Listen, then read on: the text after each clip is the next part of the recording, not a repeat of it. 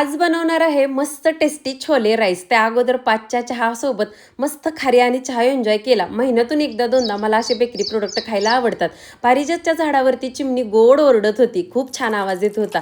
आत आले, कढईमध्ये 4 चमचे तेल गरम केलं, अर्धा चमचा जिरी मोहरी टाकली आणि लांब कट केलेला कांदा टाकून सोनेरी रंग येईपर्यंत परतून घेतला. त्यानंतर लाल बुंद पिकलेलं 1 टमाटर बारीक कट करून टाकलं, थोडीशी मिरची लांब कट केलेली टाकली, मुठभर कोथिंबीर, लसूण, कोथिंबीर आणि खोबऱ्याचं वाटण सुद्धा टाकलं होतं. कढीपत्ता टाकून घेतला. त्यानंतर रात्रभर भिजत घातलेले 1 वाटी छोले, अर्धी वाटी वाटाणा, मुठभर शेंगादाणे टाकले. परत एकदा थोडीशी कोथिंबीर आणि अर्धा चमचा गरम मसाला टाकला. हे सगळं मिक्स करून घेतलं. त्यानंतर 1 तांब्या पाणी घातलं आणि स्वच्छ धुतलेला नीट केलेला चांतारा तांदूळ 2 फुलपात्र टाकला. चवीपुरतं मीठ टाकलं. 15 मिनिटात आपला मस्त सुपर टेस्टी असा छोले राईस तयार संध्याकाळच्या जेवणासाठी. त्यानंतर माझी छोटी लेक आली होती. तिला सुद्धा आंबा खाण्यासाठी खूप आवडतो. आपल्या झाडाचे पाडाचे पिकलेले आंबे होते ते आम्ही खाल्ले. माझ्या धीरांनी येताना वडापाव आणला होता.